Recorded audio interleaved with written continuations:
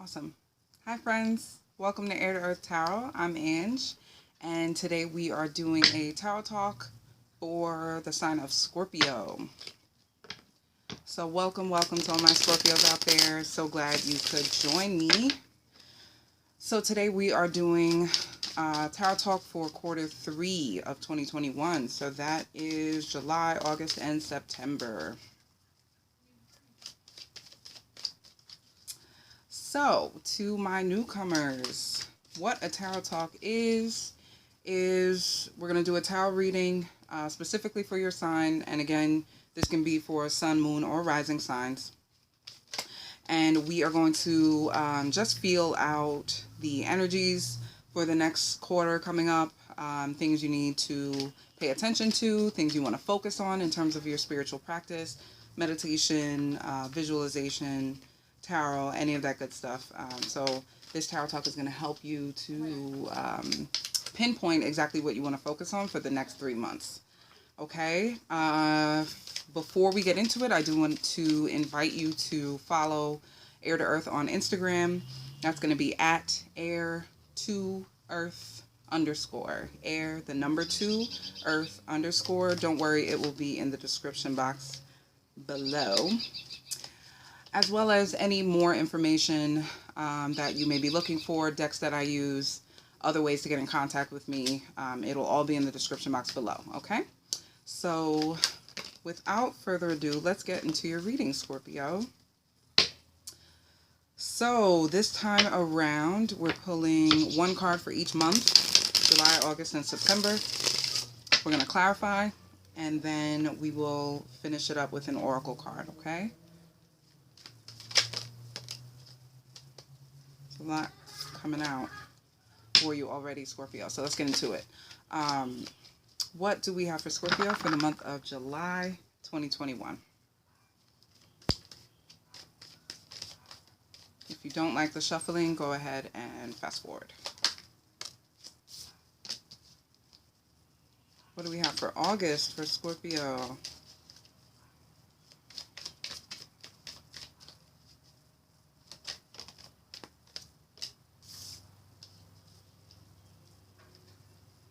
And what do we have for September? King of Pentacles. Oh, that is nice. Some opportunity to really make some progress in terms of your stability, tapping into your earthy qualities. Maybe you have someone in your sphere that is an earth sign, Taurus, Capricorn, or Virgo. And maybe they give you some help in the month of September, or you learn to take a page out of their book, whether conscious or unconscious. But grounding is important. Planning for your future is important, or especially important in the next 3 months. That's always important, right?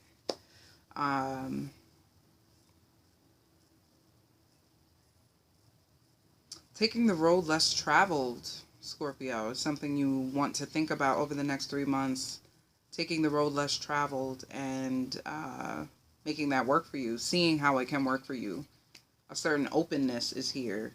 Curiousness, openness. And you're a water sign, right, Scorpio? So flowing is one of your specialties. Whether you have been able to tap into that or not is, of course, case by case. But allow yourself to flow into something new. Like I said, the road less traveled. So for July, we have the 6 of Cups in reverse. I'll show it to you upright. The 6 of Cups is a really comfortable energy. It's a familiar energy, right? It may be positive, but it also may not be what is needed for your for your growth. And so for July, it looks like, because it came out in reverse, Scorpio, I want you to think about, again, the road less traveled, doing something different, thinking of things differently. Focus on that. See how you can make that work for you with regard to whatever is presenting itself as a challenge in July or even before July. I'm just going to light some more Palo Palo Santo. Get some of these bugs. But yeah, the Six of Cups in reverse means discomfort as well. So prepare is what I would say for you. Prepare for growth. Prepare for the next step in terms of money, businesses, investments, things that you have been wanting for a really long time. The universe is about to show you what it takes to get those things, and it means doing things differently. It looks like, Scorpio. We will clarify that in a second, but I'm just going to read what's here first. In August, we have the Nine of Wands. This is really, really positive energy. It means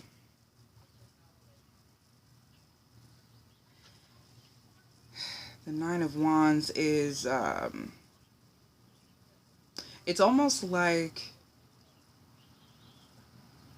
you're able to look back on what's taken place with a certain peace, with a certain acceptance, and that's really, really nice energy. It's definitely a sign that you're ready for the next step. Things that used to upset you about the past may not be upsetting to you anymore. You're ready to move on, and look towards a new future, look towards a new path, something that is not the same as what's behind you. And that's the whole point. Woo! Excuse me.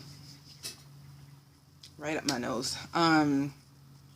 So new visions, new pathways, new products, right? You want something new, you got to do something new. You want something different, you got to do something different.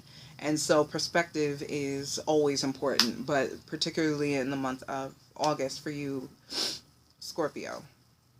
Look forward, look ahead, and be able to look back at things that made you suffer with a certain joy that you went through it. It's over, and now you can move on to something else, a new experience, right? And in September, we got the King of Pentacles, which is a very earthy energy, like I said. Someone who is... I'll hold that up longer for you. Sorry.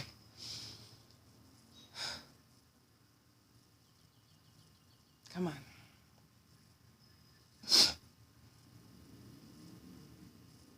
Okay, later. The King of Pentacles. So, again, someone very confident. Confident because they've done what needs to be done to prepare for this moment. They know that what they've built is sturdy. It is something that's going to last, right? So whatever it is, this new energy that's coming through July and August for you, give it an honest try, and it looks like it's going to work out for you. You're going to see some dividends in the month of September, which is exciting, right? And again, for some of you, this is a joint energy. This is not necessarily your energy, I'm getting, but you can benefit from it. So maybe somebody in your space who may or may not be an earth sign, but has a very earthy kind of energy about them. So let's clarify. Six of Cups in reverse for July. Can we clarify the Six of Cups in reverse, please?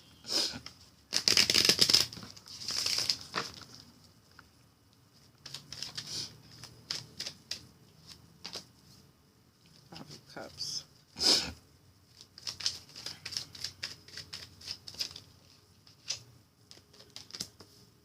Star.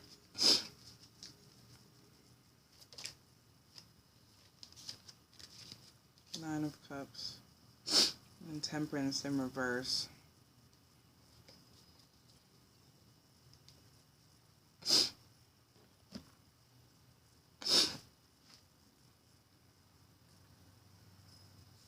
Okay. So for August, clarifying that Six of Cups in reverse, we have the Five of Cups, which actually is really positive in this position, because it's saying that you have been so negative about the past, and you're so used to doing that. You're so used to looking back and feeling, I wish that hadn't happened. Why did that have to happen to me? Woe is me. Blame. You've gotten all of that out of your system, and you are learning to look at the bright side of suffering. Not just, how do I say? It's like we suffer, right? Everyone suffers. Living is suffering, I believe. It's other things as well, but it is suffering. It means you will suffer, right? You're learning that suffering is all a part of it, instead of looking at it like some alien thing that we are to be so upset about, and as if someone promised us that life was going to be good all the time and feel good all the time. That's not the case, right? As far as I know, we've always known that humans, if you're living, you at least have the potential to suffer. It is there, right? That possibility that something bad will happen and we will not like it, right? So you're learning that that's a part of life. You're learning not to be so thrown off balance by the things that have made you suffer in the past, and that's actually a strength. You're learning how to turn your experiences into exactly that, experience. And that is a strength. That is something that leaders have. That is something that people who know how to be happy have. They know how to suffer with grace, if you will. So, a lot there in, July for you, Scorpio, but super positive energy, learning from your errors. It's basically what it boils down to. So that's really nice to see. I'm sorry. In August, clarifying that 9 of Wands, we have the Star, which is a beautiful, beautiful feminine energy. It is learning to work with the universe, with wish fulfillment, with what you want your life to look like, what you want your experiences to mean. You're learning to integrate all of that, and that is huge. Hence, a major arcana card. So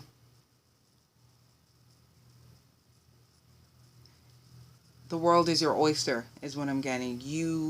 Anything you want blessed, anything you want to work for you and to be a positive thing for you is available to you. You can do that, but it takes work, right? It takes work to turn your bad experiences or negative experiences or experiences that made you suffer. It takes work to turn those around and make them valuable and enrich you. Allow those experiences, good, bad, ugly, whatever, to enrich you regardless. And that's kind of how you turn suffering on its head and you make it worth it no matter what. And when you practice that, this is from personal experiences, when you practice that, you learn that life is good no matter what. It cancels out bad. There is no such thing as bad, because even when it's bad, you learn from it and you learn to integrate it into this powerful being that is you, that is your life, right? And it's yours. It's yours. Nobody can take that from you. What you've been through, what you felt, what you've learned, that is yours. And so you learn to, in the moments when you're winning, you learn to incorporate all that shit that you've been through, and all of a sudden it enriches your experience and you don't regret it as much because it brought you right here. This moment when you're winning, you had to go through losses to be here. And so you learn that it's all good. It's all good. Sorry. Okay. And again, this really earthy energy, grounded, balanced energy is clarified by kind of your weakness, I will say, Scorpio. What it looks like broken down. The thing people... So when you're winning, right? Which it looks like there's going to be some major win in September, as long as you navigate this properly and don't get distracted by negativity. That King of Pentacles is clarified by these two cards. So we have the 9 of Cups, which this is a very interesting 9 of Cups. It's almost haunting. And you don't know whether to trust this person or not. It's kind of ambiguous.